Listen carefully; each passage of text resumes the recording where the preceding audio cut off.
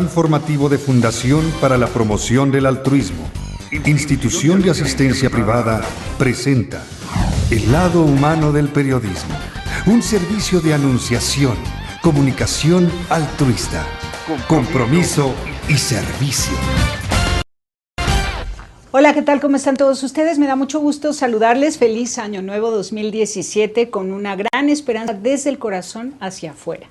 Ahora, nuestro mayor recurso es lo que hay dentro de cada uno de nosotros, porque vemos que el contexto global, económico y político es atroz, es tremendo, pero ahí no está la fuente de la vida. La fuente de la vida está en el corazón de cada persona y es responsabilidad de cada persona sacar lo mejor de sí mismo, compartirlo en su familia, en su entorno, entre vecinos, en alguna participación de justicia social para el bien de muchos otros que no tienen quien les ayude y por supuesto también involucrándonos en la medida de lo posible en los temas políticos y económicos a nivel macro, sea en su estado, sea en la nación, sea en el mundo entero, para que podamos contribuir, pero desde lo que sale del corazón, a conciencia de verdad. Vamos a intentar hacer un análisis de lo que está pasando en México desde el gasolinazo, una mala sorpresa para los mexicanos al inicio de este 2017, con unos efectos tremendos, porque es oportunidad para que aparezcan pues los descontentos múltiples que hay en la República Mexicana. Está con nosotros Marcos Marín Amezcua, él es analista político e historiador. ¿Cómo estás, Marcos? ¿Qué tal? Qué gusto de estar con ustedes. Muy amable, gracias. Bienvenido. Gracias. Pues a ver, ¿cómo ves? Hemos visto con mucho interés y pasión, ¿no?, analítica, la respuesta de la Confederación Patronal de la República Mexicana a la propuesta del presidente Enrique Peña Nieto junto con la Comisión de Productividad, que firmaron un acuerdo. Lo firmó el Consejo Coordinador Empresarial, pero no lo firmó Coparmex, y Coparmex en cambio da otra propuesta.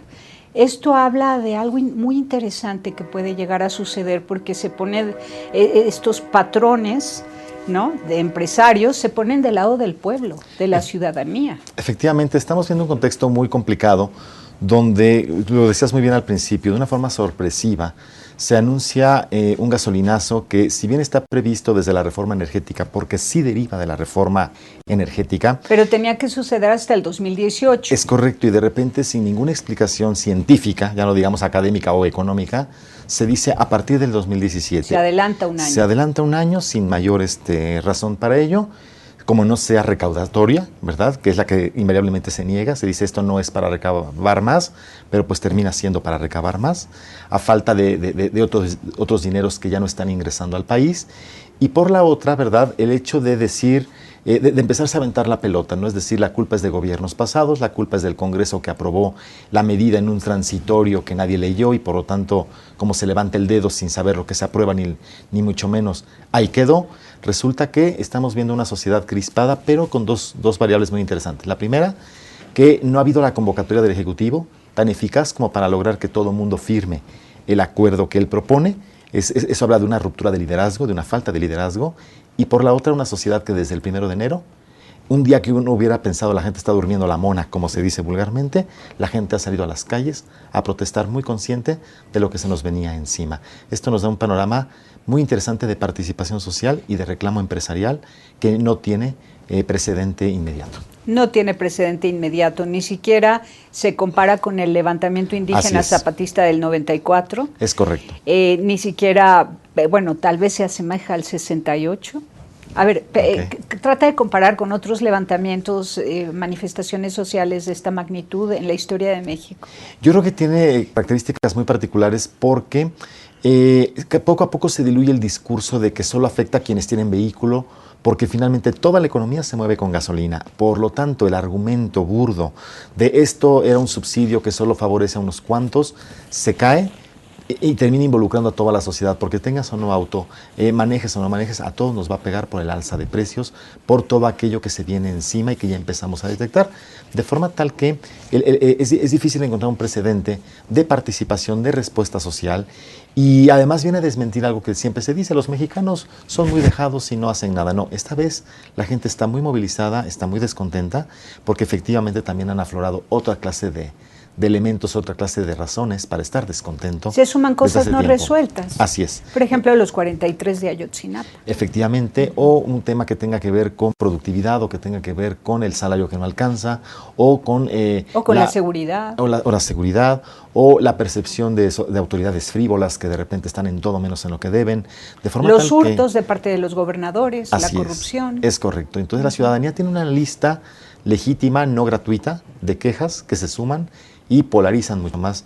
Algo que quizá podría quedar en lo económico, pero que termina golpeando a todos los elementos de la sociedad. ¿Te acuerdas del Barzón que se quejaba Sí, hace algunos años? ¿No? Así es, y que todavía andan por ahí, de repente se lanzan manifiestos y claro, siguen porque peleando son cosas no resueltas en decenas de años. Y llevamos 20 años con el Barzón, con lo cual quiere decir que el tema, como tantos, ahí están, y no ha habido la capacidad para darles cauce y finalmente darles una respuesta. ¿Qué relación tendría este momento?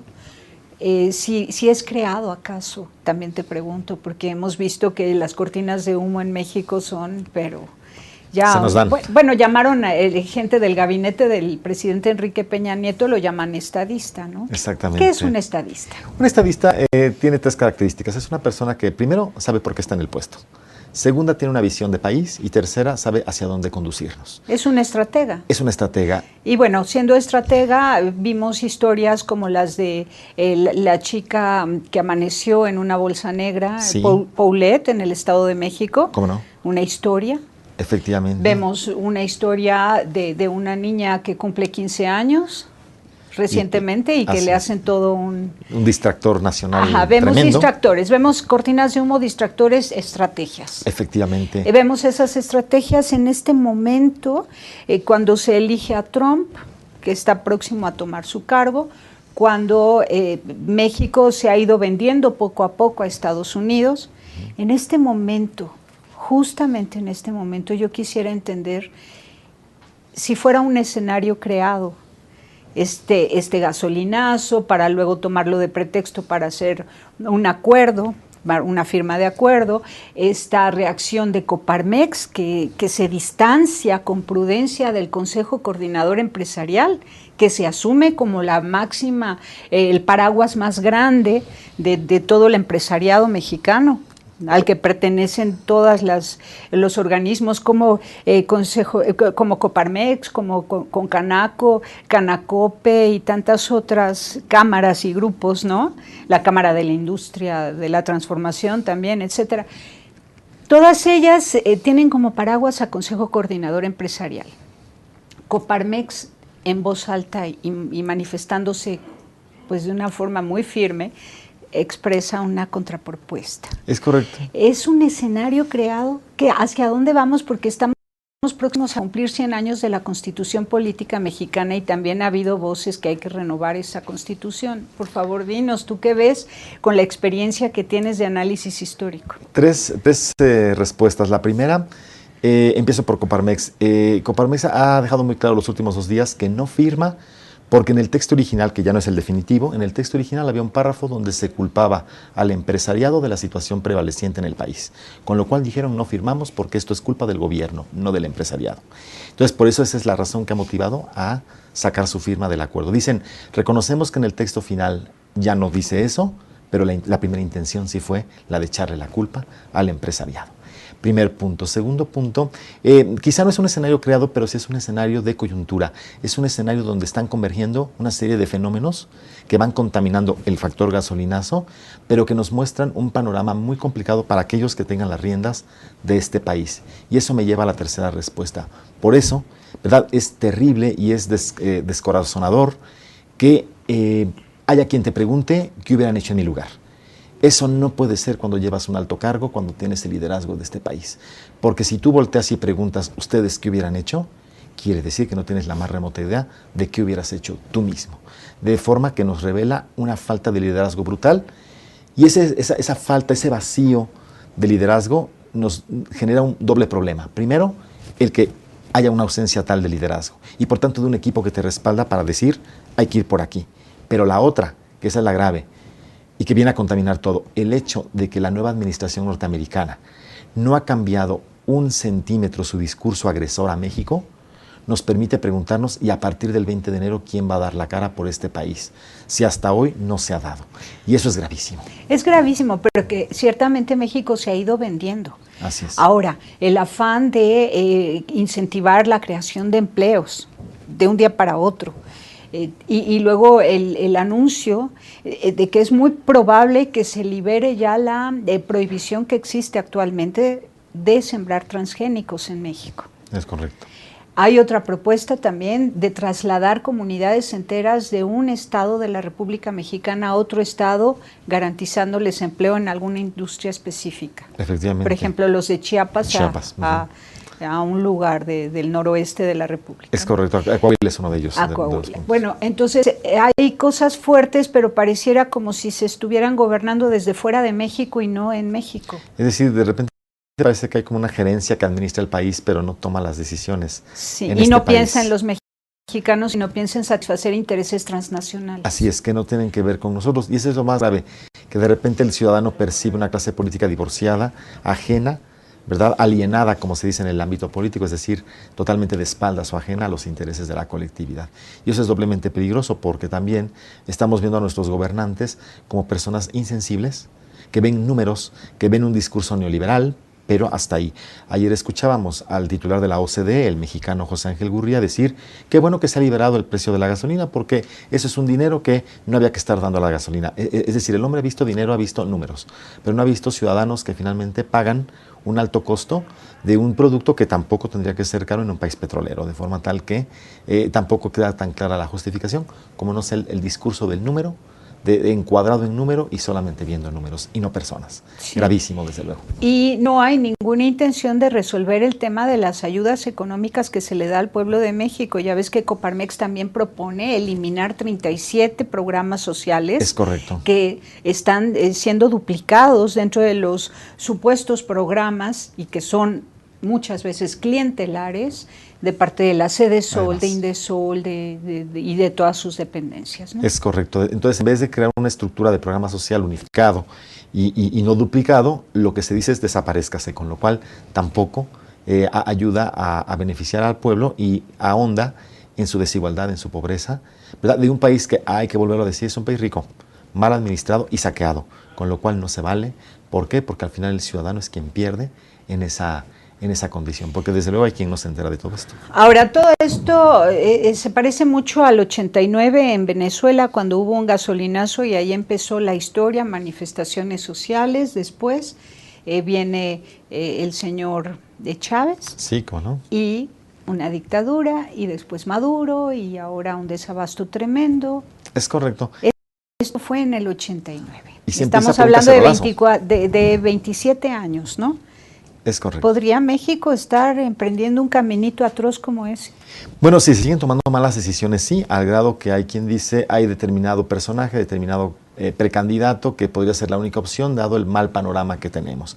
Hay quien reclama la erosión del sistema de partidos, lo cual también abona a plantear dos escenarios. El caudillo, por un lado, que desprecia el sistema de partidos, o el independiente, que pues tan independiente que no sabemos ni con quién viene ni qué propone, porque como es tan independiente de todo, pues al final tampoco sabemos si es un cheque en blanco o no.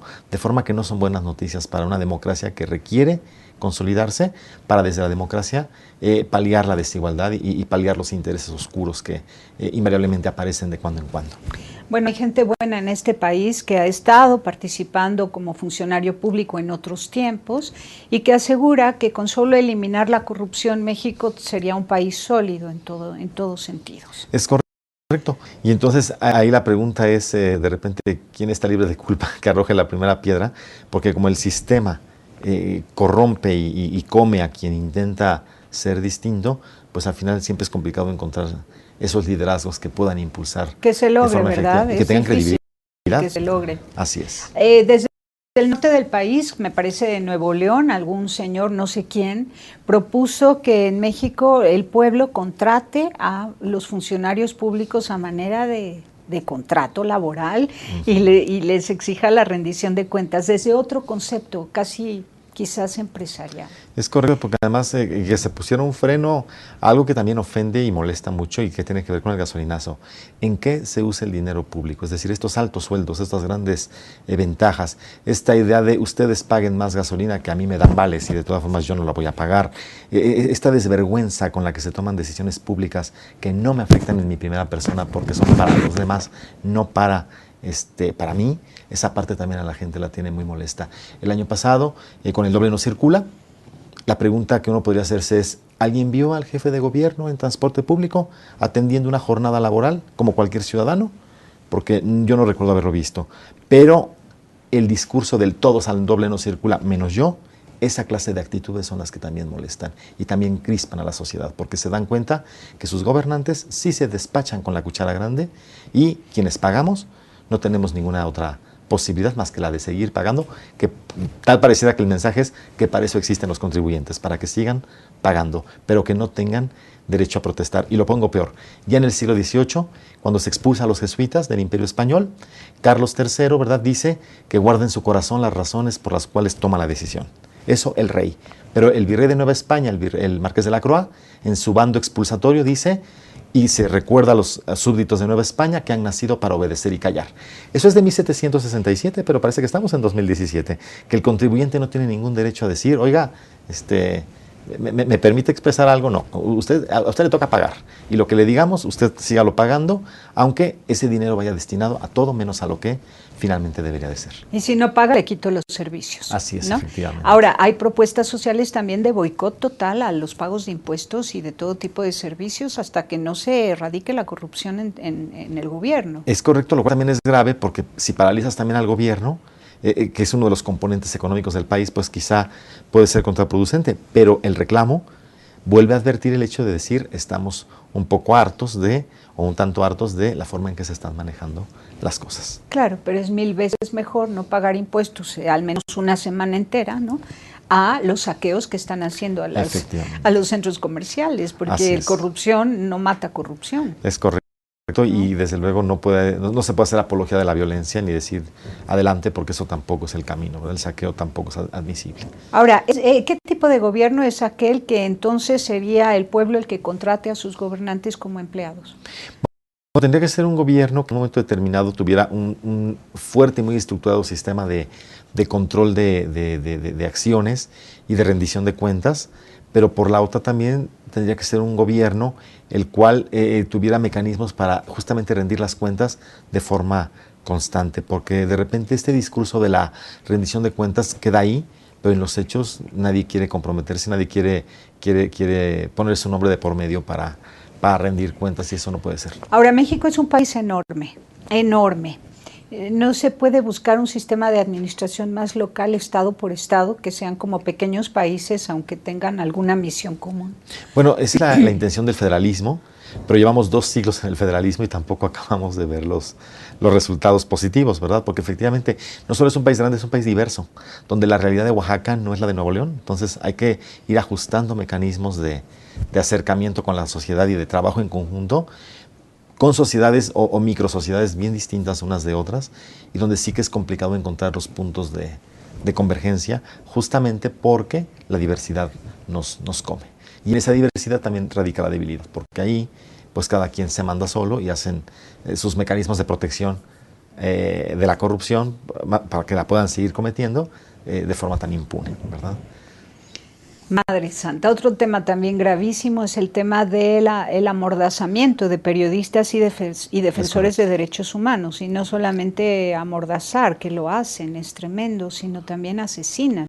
Es correcto, México está catalogado hace ya 3-4 años como el país más peligroso para ejercer el periodismo, y lo han dicho desde distintos ámbitos, desde distintos frentes, organizaciones, las más, las menos, pero todas advierten, México es un país complicado para el tema de ejercicio de periodismo, lo cual es una vergüenza, porque también llevamos 2 siglos, ¿verdad?, reclamando libertad de prensa, libertad de expresión, libertad de pensamiento, y sin embargo sigue habiendo al gobernante, porque finalmente los dedos apuntan a los gobiernos, que les sigue molestando la opinión pública que pone el dedo en la llaga a través del periodismo, de los excesos o de los abusos que se van cometiendo. Claro, y el periodismo es salvaguarda de la democracia, y si lo amordazas, acabas con la democracia. Así es, y esa parte ha generado dos reacciones. Por un lado, el silencio del periodismo que dice, bueno, ya no le entro porque el riesgo ahí está, o el exilio y casi el trabajo clandestino que se ha ido a las redes, que se ha ido a internet, pero que no puede dar la cara masiva porque al primero que asome las narices pareciera que se le acribilla, con lo cual es una cuestión verdaderamente vergonzosa y digna de ser denunciada todo el tiempo. Bueno, también anunció el presidente que la policía cibernética iba a trabajar durísimo para detectar todos aquellos personajes que en las redes sociales estuvieran promoviendo el descontento social. Efectivamente, con lo cual es un reto muy interesante porque provoca que en las redes sociales, a donde hay que decirlo, si las tuviéramos que pintar de colores, se me ocurre, el PRI ha llegado tarde y ha llegado mal, lo va a tener complicado porque hay la capacidad y la astucia de respuesta para azuzar sin confrontar. Es decir, que finalmente con un discurso inteligente, de todas formas se exhiben los elementos, ¿verdad?, que deben ser enjuiciados, evitando o pervirtiendo el intento de acallamiento que se pretende, ¿verdad? Porque se ha llegado tarde y mal a las redes. Ahora dime de la Constitución política. Ya ves que hay quienes insisten de manera ritual, digamos, ante una celebración nacional, sea un centenario de la Revolución o de la Independencia. En este caso es el próximo centenario, 5 de febrero, de la Correcto. Constitución Política Mexicana. Es verdad, algunos... que se esté promoviendo algo que todavía no estamos muy ciertos de qué cosa pudiera ser, pero sí algo fuerte a nivel nacional con motivo de esa celebración. Debo decir de tres cosas. Bueno, la primera, efectivamente, 2017 es el centenario de nuestra Constitución, que en el México independiente es la Constitución que más tiempo ha regido, es decir, la que tiene la marca, ¿verdad?, de ser la que más duró. Rebasó ya por 40 años a la del 57, que estuvo 60 años vigente, y ahora, bueno, la del 17 llega a su centenario. Por un lado. Por el otro, una Constitución que no acaba de construir un país porque ella misma no acaba de construirse. Tantas reformas, más de 600, han perdido en buena medida el espíritu constitucional. Ya no digamos lo rebuscado de la redacción, el tratar de ceñir a 136 artículos todo su contenido. Ha hecho artículos que tienen 10 páginas cuando tú le imprimes la Constitución, 10 páginas y no acabas de salir de un artículo porque le meten y le meten y le meten ideas hasta que se pierde el sentido de lo que se quiere, de forma tal que yo preferiría a lo mejor una Constitución como la nicaragüense, que tiene más de 300 artículos, pero cada artículo una idea, como para dejar muy claro qué es lo que estamos defendiendo, porque son párrafos y párrafos y se pierde el... Y mucha demagogia. Mucha demagogia, porque además hay esta idea de, si usted pone un nuevo párrafo en la Constitución, por arte de magia eso está resuelto. Y pues no, está en la Constitución, pero no necesariamente se va a reflejar en las calles, que es donde tendría que reflejarse el sentido de la ley.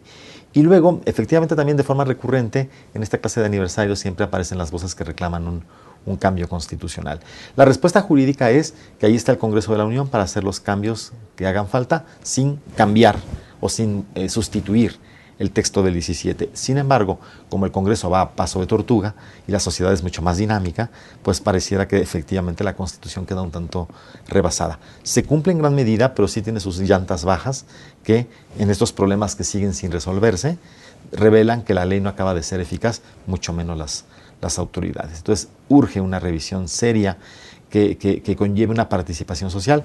Y cuando digo la participación social lo menciono porque si bien la Constitución del 17 deriva de una lucha armada que involucró a la sociedad en su conjunto, en el año 17, por ejemplo, el Congreso de Querétaro no tiene una sola mujer diputada. Entonces, una discusión de 2017, desde luego, tendría que involucrar a toda la sociedad, desde las minorías indígenas hasta un tema, pues incluso hasta de género, es decir, donde no puede haber solo varones, porque pues va a tener que haber una cuota femenina, que a mí se me ocurre por lo menos del 50% para que fuera una discusión interesante, donde todas las voces quepan y donde todas las posibilidades se oigan, porque en 1917 no todas las voces pudieron expresar. Uno ve las fotos del Teatro de la República en Querétaro y las mujeres están en los palcos, están observando, ¿no? Algunas periodistas como Dolores Jiménez y Muro, a través de sus columnas, que hacían llegar a los constituyentes, por ahí metían ideas femeninas, en el sentido de no se les olvide esto, no se les olvide aquello, pero era de forma indirecta. Un siglo después sería inconcebible que en una discusión seria no hubiera mujeres de todas las variables, de todas las corrientes, que tengan que expresar también lo mucho que deben decir en un país donde además todavía la mujer sigue siendo la mayoritaria en la población, de forma que... Pero también personas con discapacidad y también adultos mayores, ¿no? Efectivamente. Indígenas, los campesinos, jóvenes, todos. jóvenes. Así es, una cosa mucho más diversa que no pudo ser en 1917. Muy bien, vamos a un corte y regresamos. Encantado. Volvemos.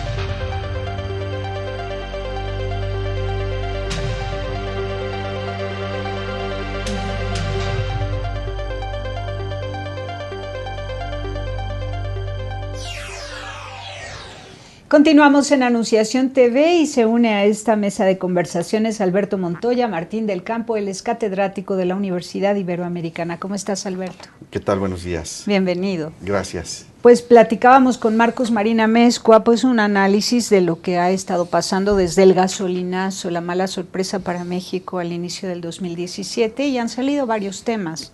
Estamos próximos a al centenario de la Constitución Política de la República Mexicana, el 5 de febrero del 2017.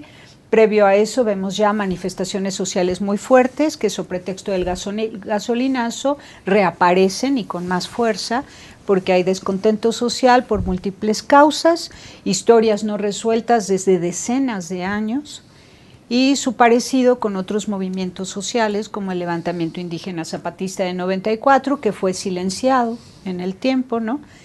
Pero ahora tienen una gran propuesta, una candidata indígena independiente, que es interesante como un hacer notar la presencia indígena en México, que son más de 60 etnias, ¿no?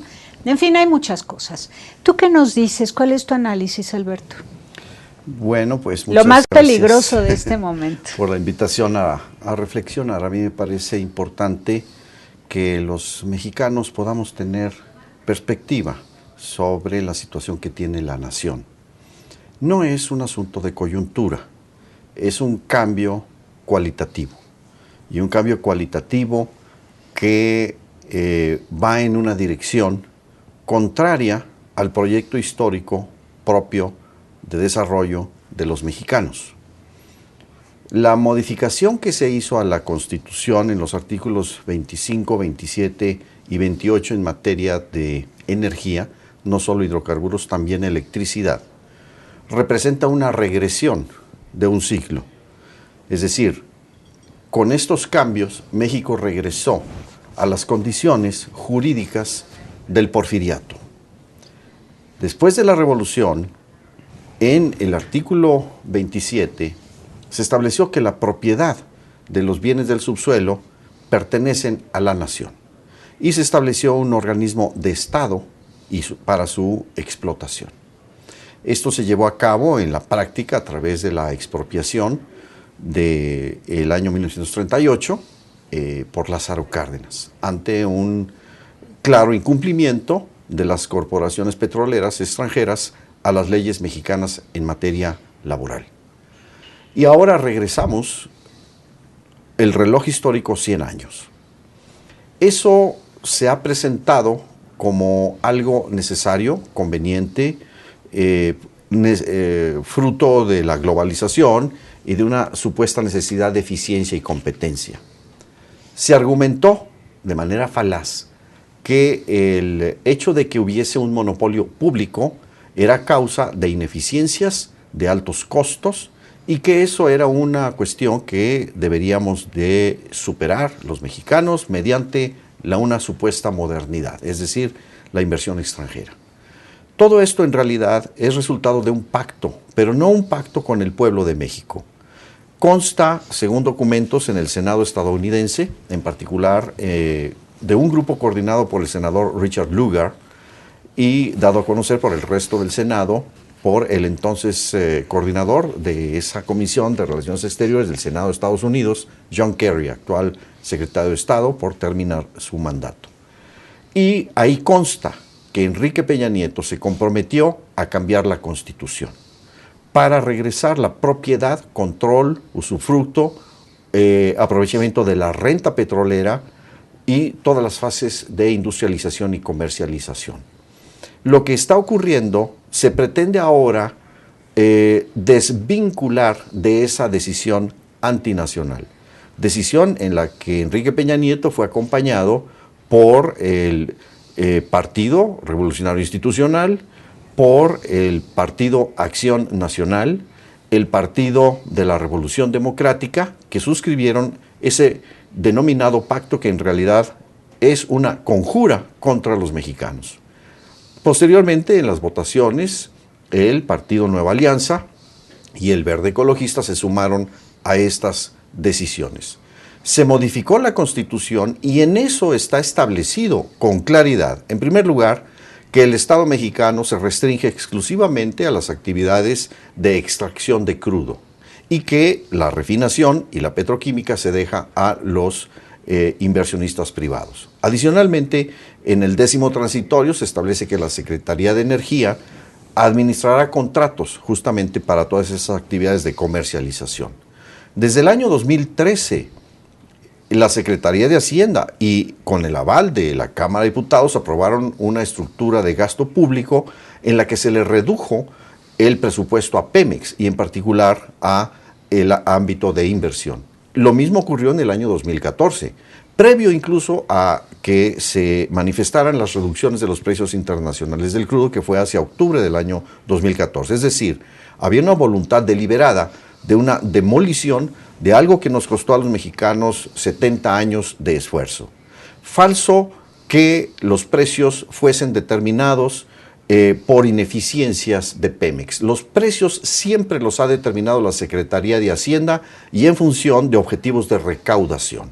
De manera que eso se le presentó a la población de manera falaz, mentirosa, como un supuesto argumento para modificar esa capacidad productiva de los mexicanos.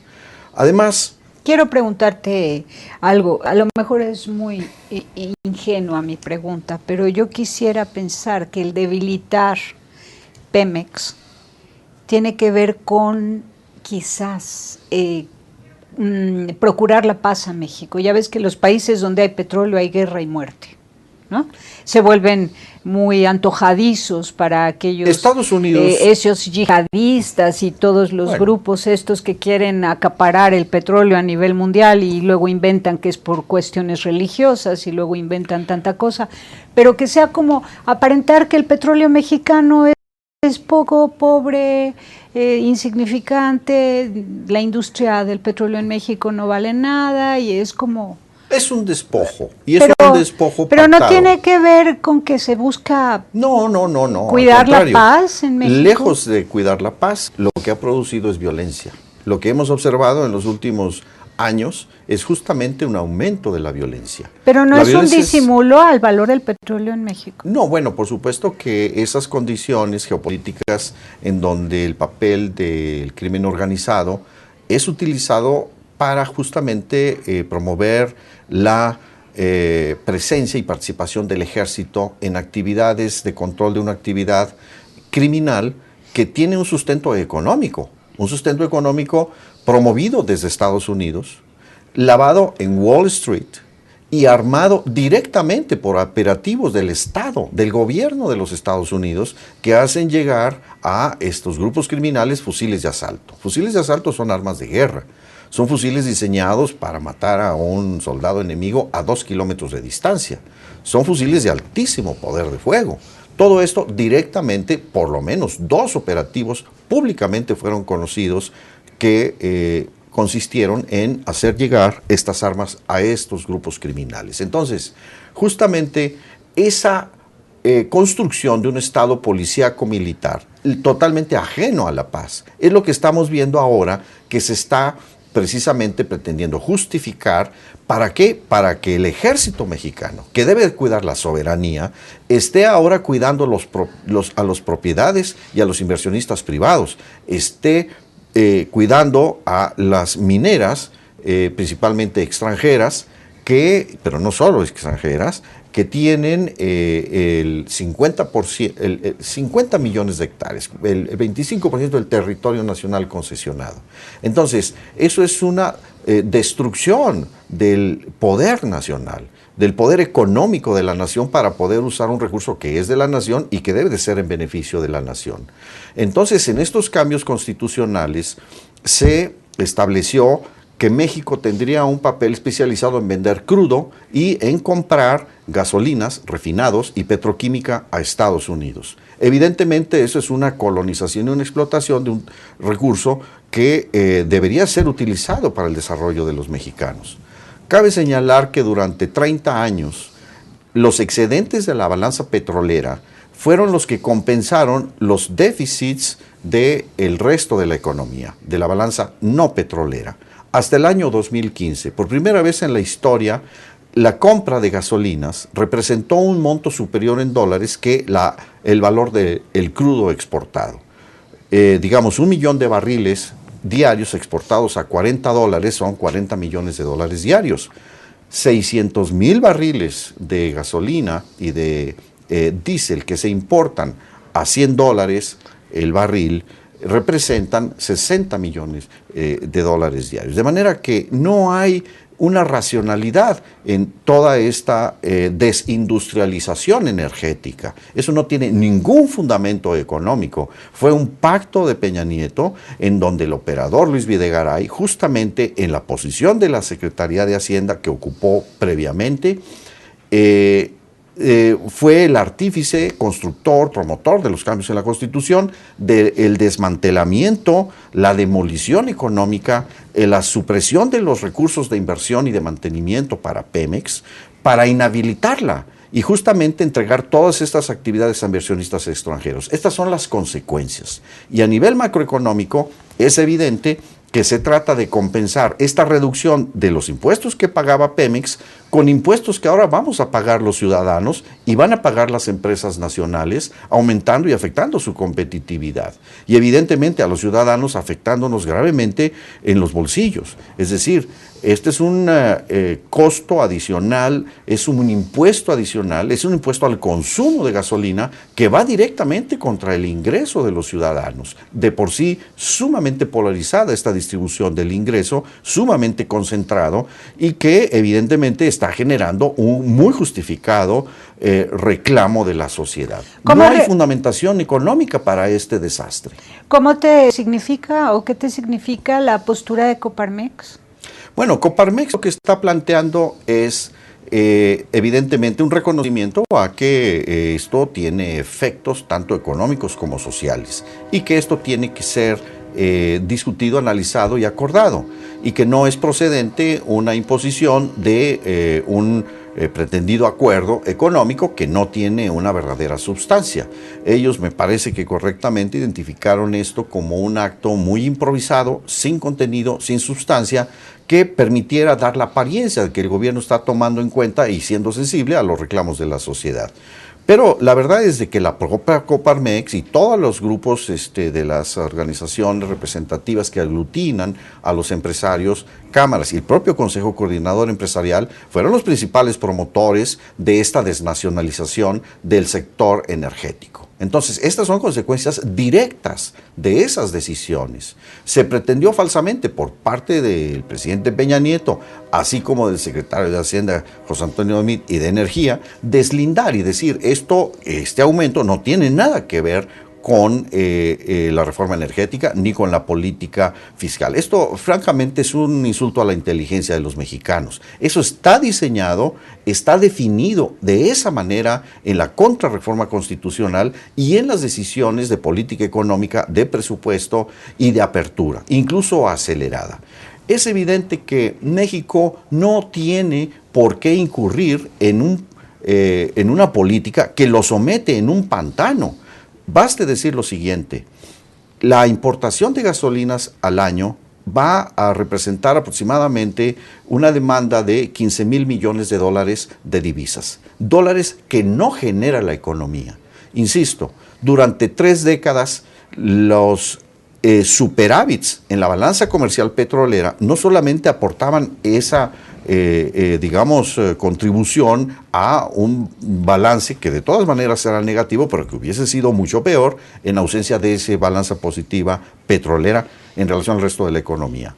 Pero ahora, al no disponer de estos recursos, la balanza comercial, que de por sí es negativa en general de la sociedad, de la economía, ahora, siendo también negativa la balanza petrolera por estar importando gasolinas, va a profundizar entonces también un desequilibrio macroeconómico.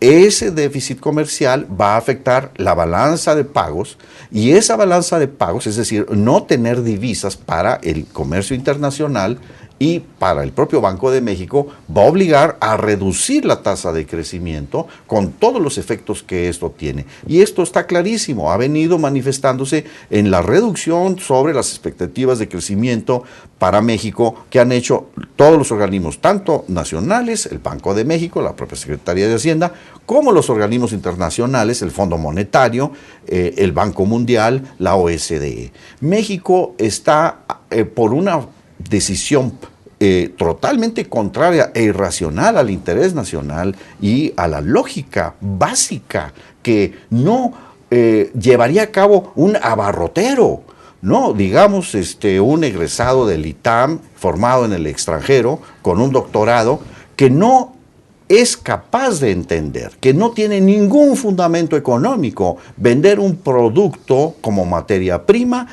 e importar algo que se puede y debe de hacer aquí.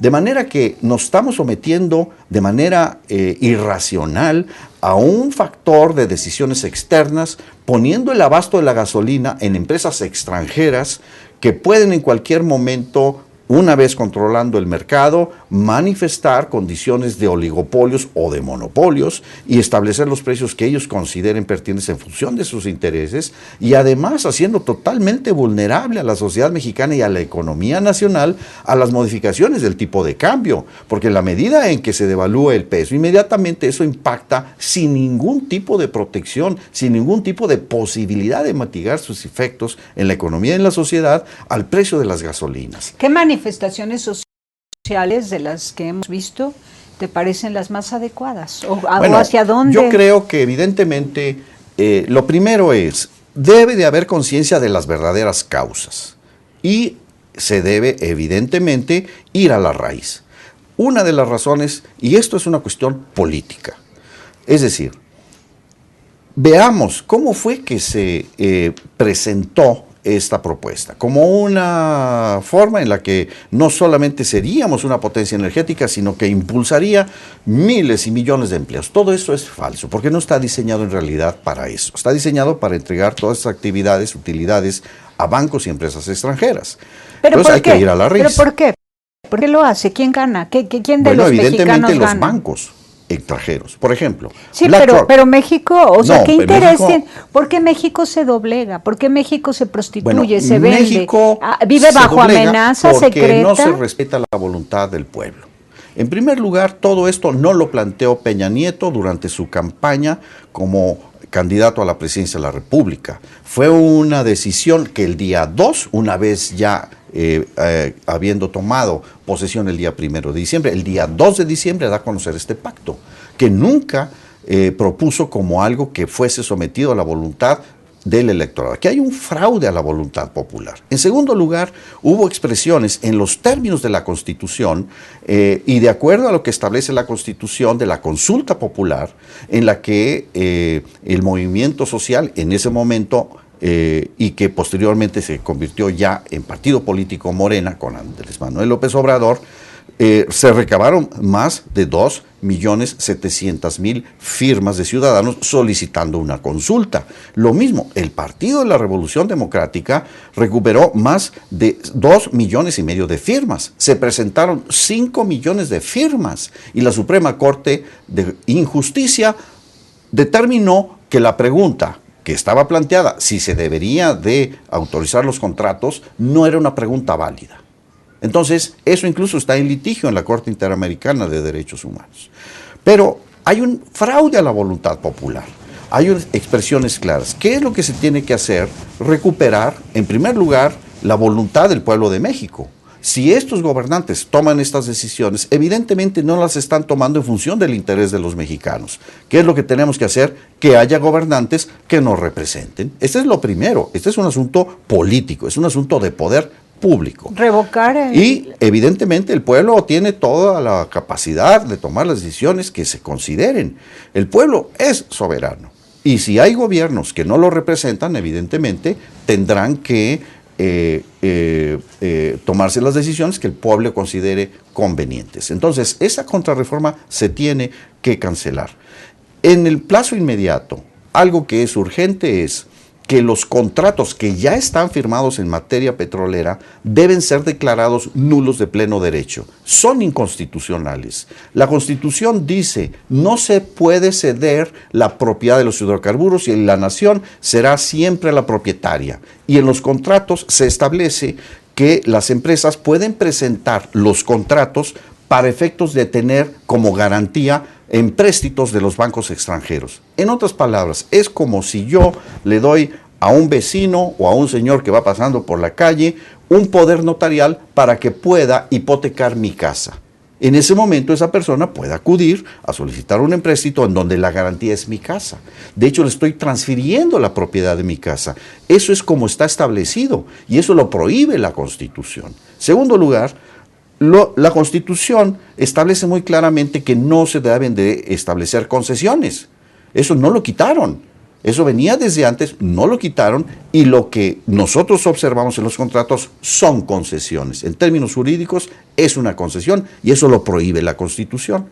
En tercer lugar, dice la Constitución que se debe de maximizar el ingreso para el Estado. Y eso no es así. Antes el Estado recibía el 100% del valor de los hidrocarburos en cuanto a la renta.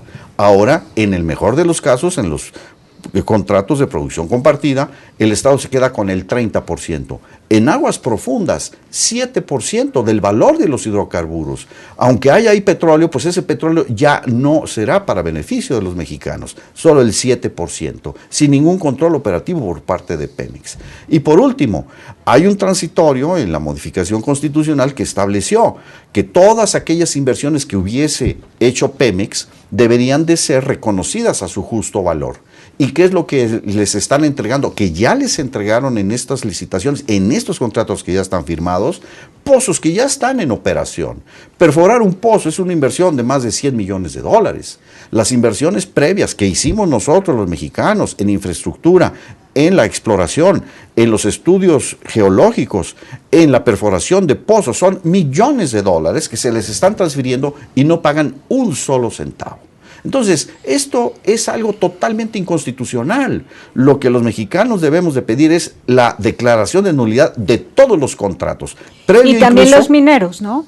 Evidentemente que las concesiones mineras, voy a mencionar el tema de las concesiones mineras porque... Y concesiones de aguas y ríos y lagunas. Es algo que no está en beneficio, son bienes de la nación. Sí. Y por lo tanto deben de servir a la nación. Conagua también ha dado concesiones de lagunas y ríos el enteros. Agua, el cobre, todos los minerales, metálicos y no metálicos. Todo eso debería declararse nulo. Bueno, imaginen ustedes, ¿cómo es posible que se le cobre el impuesto del 1.5% al valor del recurso minero que se extrae? 1.5%. Y pagan derechos, según la ley minera, de 5 pesos por hectárea por año, los primeros 3 años de la concesión, y ese monto aumenta a 114 pesos el año 50 de la concesión, es decir, no pagan impuestos de un bien que es de la nación. Y el valor de la producción minero-metalúrgica del país es del orden de 14,000 millones de dólares al año. Lo que los mexicanos debemos de hacer en el caso del oro y de la plata, porque somos el primer país productor de plata del mundo, y en términos de producción de oro producimos más de 100 toneladas de oro por año. Lo que debemos de hacer es justamente que el Banco de México tenga todo ese oro que se produce anualmente como reservas reales para garantizar y desarrollar un sistema bancario propio. México no necesita a bancos extranjeros que sacan en este país las mayores utilidades del mundo, que cobran unos diferenciales de tasas entre las activas, que son las que cobran, y las pasivas, que son las que les pagan a los ahorradores, que no se observan en ninguna parte del mundo. Comisiones altísimas que no cobran en ninguna parte del mundo y que no prestan para la producción, prestan solamente para el consumo a tasas exorbitantes. Entonces México no necesita esos bancos, no nos sirven, los tenemos que sustituir por bancos nacionales. ¿Y cuáles son las garantías de ese sistema bancario nacional? Pues oro. ¿Qué es lo que está haciendo China ahora para el desarrollo de su banco de la infraestructura asiática? Comprar oro por todo el mundo. Nosotros tenemos ese oro. En una década podríamos tener 1,000 toneladas de oro depositadas en el Banco de México y con eso tener garantías ante un entorno además financiero e internacional y monetario que va a cambiar rápidamente. El dólar está en un proceso de debilitamiento. Hay una gran inestabilidad financiera y monetaria a nivel internacional. Nosotros debemos tener nuestros propios bancos. No necesitamos estos bancos. Lo primero que tenemos que superar es una mentalidad colonizada, donde suponemos que necesitamos que vengan Estados Unidos a hacerse ricos con nuestros recursos. No los necesitamos. México no necesita empresas que aquí no paguen impuestos. Es muy sencillo con el señor Trump. Perfectamente. Ustedes no quieren trabajar aquí, perfectamente. Nosotros tampoco. Nosotros no queremos aquí empresas que no paguen impuestos.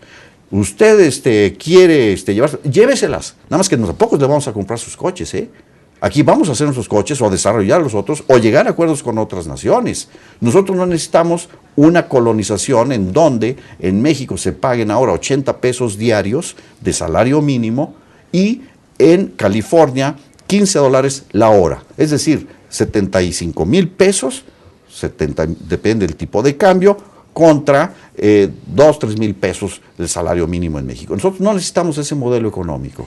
Marcos Marina Amezcua, tú como historiador, ¿de dónde viene la tan baja autoestima del mexicano para que se someta tan fácilmente al país del norte? Y además la visión tan chiquita, como si solo Estados Unidos fuera el único país existente fuera de México. Es correcto, es muy antigua la percepción hacia Estados Unidos, pero quizá desde la derrota de la guerra del 48, esa derrota nunca superada, ha habido una idea de que siempre las castañas nos las tienen que sacar del fuego ellos. Entonces hay un entreguismo paulatino hacia Estados Unidos que en la época contemporánea lo que uno observa es también una postura muy comodina, una cuestión. Si tú le preguntas a un empresario, ¿por qué solamente piensa usted en el mercado de San Antonio? Pues porque está cerca. Oiga, pero está Australia, está Europa. No, pero eso mejor, no, mejor aquí tras lomita, una cosa muy sencilla. Y este proceso colonizador que comentaba el ponente es muy importante porque hay una idea de entreguismo desde nosotros mismos para entender o creer que solo lo estadounidense vale, que solamente lo estadounidense puede ser valorado. A mí me da a veces la impresión de que nuestros funcionarios no plantan cara porque les da pavor que les nieguen la visa para ir a Disneylandia. Pareciera que hay una idea de no vaya yo a contestar feo y me quiten hasta la visa, ¿no? Entonces, la verdad de las cosas es que hay una actitud de sometimiento abyecto hacia lo estadounidense y no queremos ver otras opciones. El mundo pide hacer negocios con México y la visión de quienes de momento toman decisiones es la de solo Estados Unidos. Y de este gobierno y de anteriores, es decir, hay una idea de solo ahí, solo ahí, solo ahí. Recordamos algunas promociones turísticas para México, solo se lanzan en Nueva York y se deja al resto del mundo sin hacerlo. Y la respuesta es, bueno, es que si lo haces en Nueva York llega todo el mundo. No, no llega todo el mundo. Pero tu visión es que solo el mundo es Nueva York. Entonces, ahí tenemos un problema fatal porque el país pierde. Y entonces ese sueño americano que se considera solo para los muy pobres, ¿no? Y se les considera ilusos que van y se mueren cruzando el río. Es correcto. Es realmente el sueño americano de todo tipo de mexicanos, ricos, pobres, doctos e ignorantes. Todo mundo adora a Estados Unidos como si fuera la fuente de la vida y se olvidan del poder interno que tiene cada mexicano. Es correcto, yo observo eso, sí. Y rápidamente la gente que conozco que ha vivido allá y vuelve, su opinión ha cambiado tanto de aquel país, ya no aplauden como focas como lo hacían antes de conocerlos, porque ya han vivido y ya ven que no todo es como lo pintan. Bueno, ahora el secretario de Relaciones Exteriores, Videgaray, ya nos advierte que si va a cometer errores en el futuro será porque está aprendiendo. Vamos a un corte y de regreso las propuestas. Volvemos.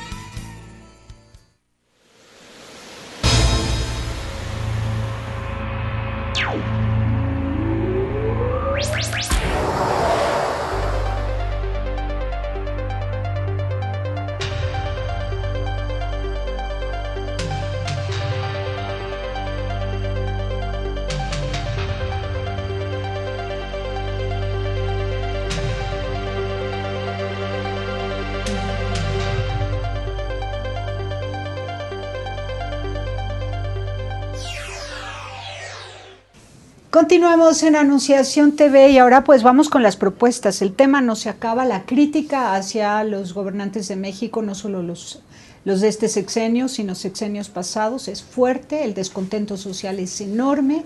Hay muchísimos errores históricos en México, hay una muy baja autoestima de los mexicanos, de parte de los mexicanos, y esta baja autoestima también se nota en los gobernantes mexicanos.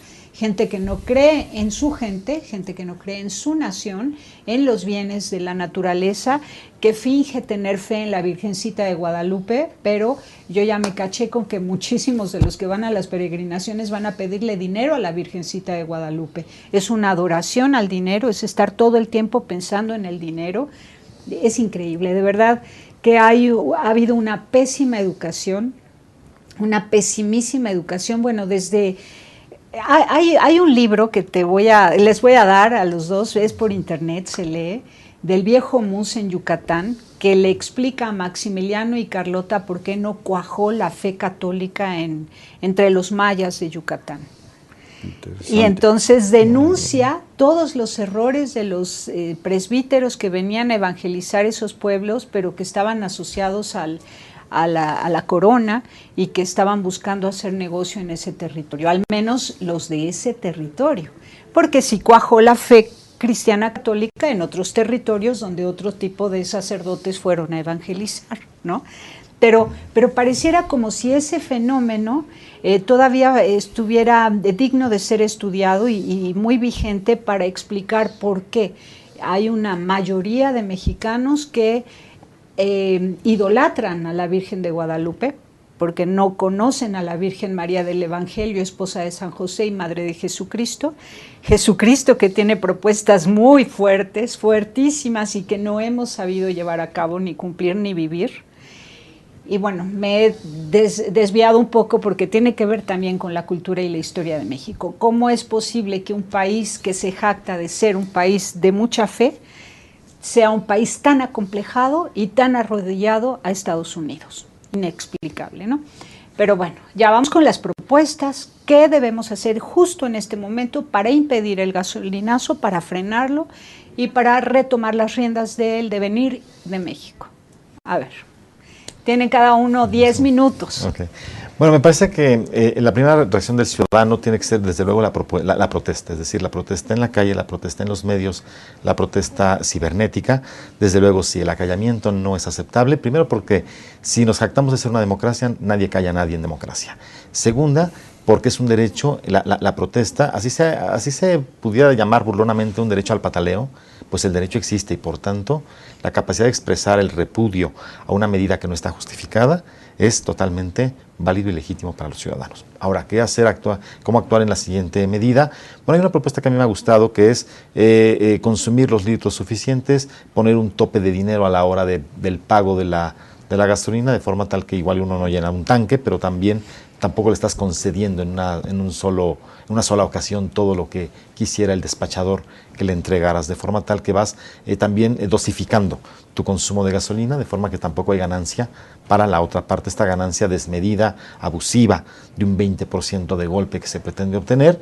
Y tercera, desde luego, me parece a mí un reclamo permanente que no puede quedar en el olvido, ¿no? Y que finalmente también, parece que no, pero enfrente están las urnas y el ciudadano tiene que saber que hay opciones políticas que no son opción política y que en la siguiente es muy válido también cambiar el sentido del voto, que es algo que aterra a quienes están tomando las decisiones actuales, en el sentido de decir, te puedo dar un golpe en las urnas porque quizás sea mi última carta a jugar. Y el ciudadano tiene que casar que su mala situación económica tiene que cambiar por una decisión política y que sí es posible, porque también hay promover candidatos independientes. Puede ser independientes o quizá buscar opciones políticas que no hayan sido tan, o que no hayan sido simplemente vendepatrias, como lo fueron algunos en Pactos por México, que efectivamente eran pactos contra México. Además, un texto tan mal redactado, ¿verdad? Que yo por ahí me pescaba a muchos analistas políticos porque hablaban del tema sin haberlo leído. El texto era tan mal redactado.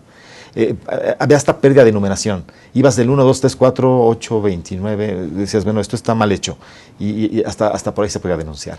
Pero me parece que el ciudadano tiene que casar muy bien que su situación económica tiene que cambiar por una decisión política. Y a veces nos cuesta a los mexicanos enchufar una cosa con la otra. Creemos que van en cuerdas separadas y no, va perfectamente casado y es lo que en muchos países se hace.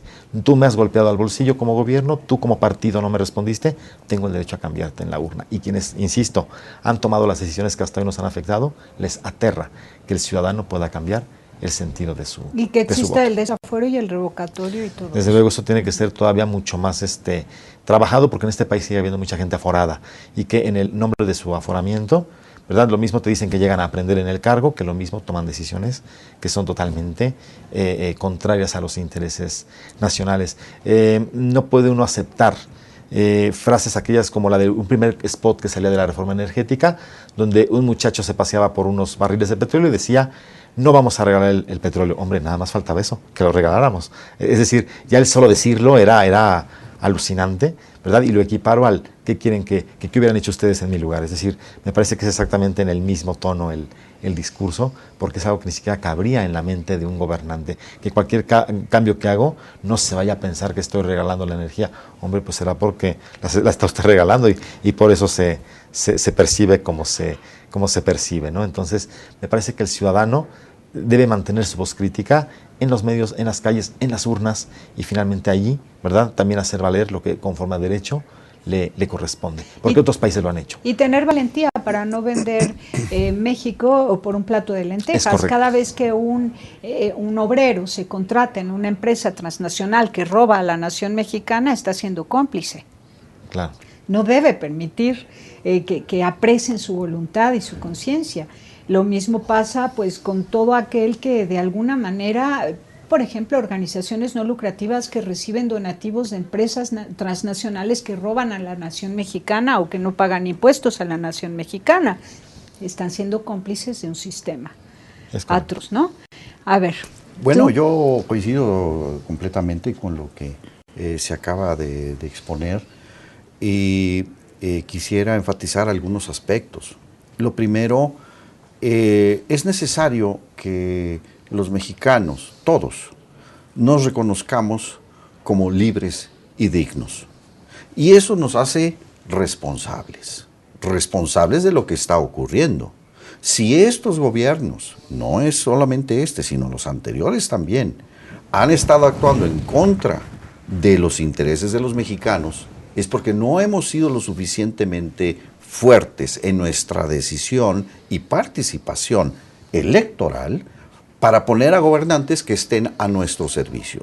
Quienes están actualmente en la presidencia de la República y la mayor parte de los legisladores y ministros de la Suprema Corte no representan el interés de los mexicanos y debemos poner ahí a quienes nos representen.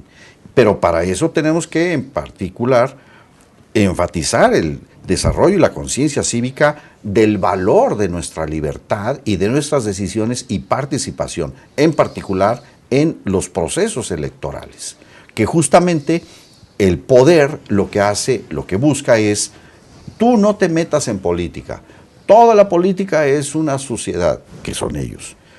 No debes de enterarte de eso, no preguntes, no te enteres, no discutas. En las familias, no hablemos de política porque entonces ya no nos vamos a entender y ya no nos vamos a llevar bien. Al contrario, la política es la deliberación y necesitamos desarrollar esta cultura de deliberación y de respeto a quienes piensan distinto, pero también honestidad intelectual y decir, quien tiene la razón, pues debemos de tomar las decisiones de quienes demuestran que eso es correcto. Y debemos de rechazar aquello que se demuestra que es falso, que es incorrecto, que es malo, que es injusto. Entonces, este es un primer aspecto fundamental. Segundo, evidentemente tenemos que pedir cuentas y exigir. Los mexicanos tenemos derecho a pedir cuentas a los gobernantes. Y justamente estos mecanismos de provocación, de saqueos alentados por el gobierno, justamente lo que buscan es que el ciudadano se quede en su casa. Bien lo dice Noam Chomsky. Al poder no le interesa lo que piense la gente. Lo que quiere es: quédese usted en su casa, no haga nada, no participe. No, hay que participar, hay que manifestarse con toda la dignidad y con todo el derecho de manifestarse. Vemos justamente que lo que se busca crear con todo este ambiente de saqueo, de caos, alimentado por el propio gobierno, es justificar lo que ya está previsto, que es darle al ejército, a la Fuerza Armada Permanente, facultades que hoy le prohíben hacer investigaciones, a hacer procuración de justicia y tareas que le corresponden al Poder Judicial en la Constitución. El que el ejército asuma esas responsabilidades nos coloca en la puerta de un estado policíaco militar, de un fascismo, porque el ejército tendría facultades sin ninguna orden de ningún juez de investigar, de entrar no solamente a las habitaciones, a la vida privada, sino incluso a los espacios públicos de los poderes públicos. ¿Qué es eso? Bueno, pues poner todo el control del proceso de la gobernabilidad en la Fuerza Armada Permanente, es decir, convertir a los mexicanos en enemigos, en un enemigo interior, y por lo tanto corromper la tarea fundamental del pueblo en armas, como ha sido hasta ahora el ejército mexicano, con también eventos que claramente están mostrando que ha habido una creciente degradación de esa responsabilidad. Y ahí están justamente los reclamos de acciones en donde claramente hay responsabilidades no solo del ejército, también de la Policía Federal en desapariciones y en actos que vulneran los derechos humanos a la vida de los mexicanos. Entonces hay que tener cuidado en eso. Y por supuesto tenemos que actuar en el momento actual, en este momento, impedir que esos contratos que son inconstitucionales puedan generar derechos.